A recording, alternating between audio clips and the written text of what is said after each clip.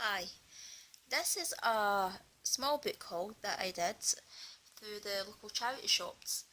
I like to thrift the books because it can be really expensive if you're buying books all the time. And it's not that I don't buy books new, but I just find that you find some really good ones when you're just rifling through some stuff. And also, it helps for when I take my daughter with me to get some because she can choose pretty much whatever she wants and we don't really have to look at the cost. So it's a good way to get the kids reading as well. These are a collection of kids' books that I've picked up, and I think the most expensive one I paid was 45 pence and the cheapest was 25. So let's have a look at what we got. This one I bought purely because it's a Ladybird book, and I'm not sure if it's an original old one or not, or if it's one of the newer ones, but as it doesn't have that, apart from the sticker that was put on it, it doesn't have an actual barcode. So I would assume that it is most likely one of the first prints, one of the early ones. It's Fun at the Farm. It's a keywords reading scheme which we are actually finished doing this level, but it's still a good story. And as my daughter really likes the farm, so that'd be a good one to pick up. I also like having these books on the reading shelf because they just fit in so nicely and they stack really well, and I just think it looks really nice. Again, a Ladybird book for a different type.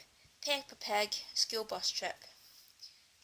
We have a collection of Peppa books, and this one was just to add to the collection.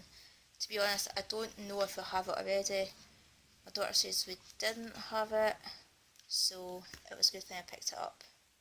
Peppa and her friends are going on a mountain adventure on the school bus. What will they discover at the top of the mountain?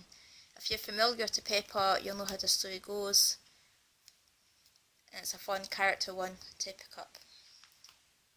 This one, when I saw it, I thought, oh, it's a Barbie book, because it's Skipper's Busy Day. And then I saw the kitten, so I was like, oh, okay, it's not actually a Barbie one, because the older Barbie books, you did get the Skipper stories. I've got a couple of them in the cupboard at the minute. Anyway, I decided just to get it because my daughter loves cats. As you can see, it's basically real life pictures of cats, what they get up to, and so on. It's just, if you love cats like we do, it's worth getting. So picked it up for her. We've also got Paddington's Busy Day. We do have the novel and the extra ones that go with it, and we have lots of little books like this. Well, we have a few little books of Paddington like this. Looking for something to do on a wet day, Paddington decides to tidy the loft, but it's dark up there and he finds himself back in his bedroom again, rather more quickly than he expected. "Oh dear, I think I'm in trouble," he said. A hilarious addition to the excellent Paddington first books. So, there's lots of pictures. I like the ones with pictures still, because once you start to move on to novels, you don't get many pictures, and I quite miss the illustrations that come with them. So we like to read these ones once in a while. So actually, more than once in a while, every day we read. And this is the type that I would read to her during the day, or we still do the bedtime stories as well. And of course, she can read them on her own. It's been raining and the sun's just come out, so it's looking a bit strange, the light in the camera, sorry. Polly Pocket, Polly World. Now, we've got two Polly Pocket books.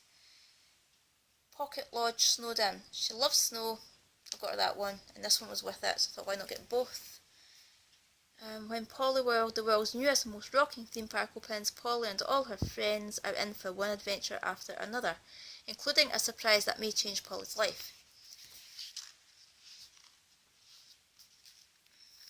We don't actually have Polly Pocket toys, although my daughter has shown an interest for some, but we do have one of the books which she seems to enjoy, so I've just bought these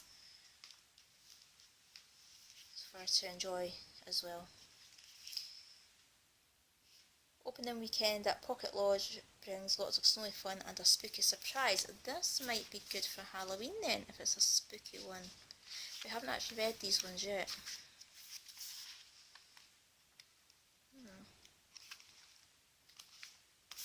There's that one there. Then we've got 2 Dick King-Smith books. He's also the author of Babe, well, the creator of Babe the Sheep Pig, which I wasn't aware of at the time when I picked these ones up. The camera is really bad for lighting at the minute. It's because the sun's hit. There you go. Emily's Legs. So it's about a spider. And let's hope you can see this. Emily was like her 99 brothers and sisters until she won all the 8-legged races at Spider Sports. People grew suspicious and then they counted her legs. She had 10. It's not her fault, but everyone turns against her.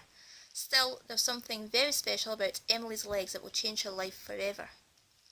So I think there's a moral in this story somewhere, from what I've seen. It's quite short chapters. We'll probably do this in one night. But yeah, I thought that would be a good one to try. And then we have Dick King-Smith, The Queen's Nose. If you're around the same age as I am, you'll remember this being turned into a TV series. And it was shown on, I think it was CITV maybe? I'm not sure. But it was definitely an after-school programme. And The Queen's Nose is basically when Harmony gets a 50p piece coin from her Uncle Ginger and she discovers that she can make wishes with it. But on the last chapter, I've already had a sneak peek at it. I actually quite enjoyed this book. It was a really good one. Although the sentences were quite long. A bit too long. You could cut them down significantly. So it was a bit difficult to read and take it in at the same time. Especially last thing at night when you're reading it as a bedtime story and you're tired and you're trying to understand what you're doing with the text. But it's definitely a good book and I would recommend it. I think it's set in the 70s, although I think it's maybe set in the 80s. It was written in the 80s. By the sounds of it, the main character is supposed to be about 10 years old. So it's probably written and set in the 80s, but it feels somehow like a 70s book. For some reason, I want to say it's like 70s, set in 70s.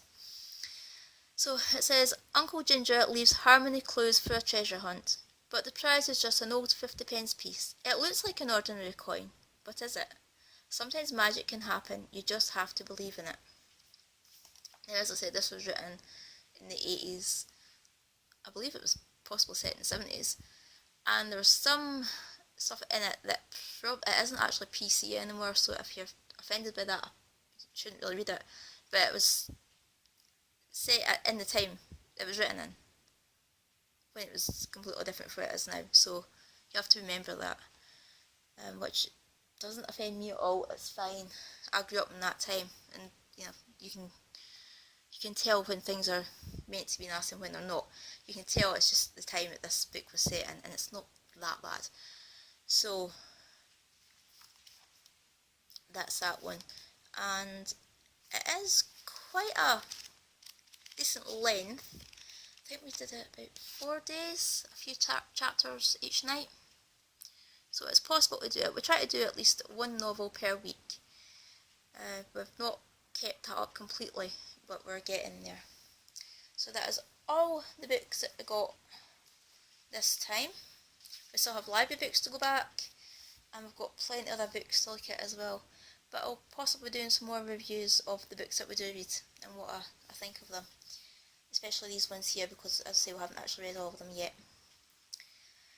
Right, thanks for watching, and I'll see you again soon. Bye.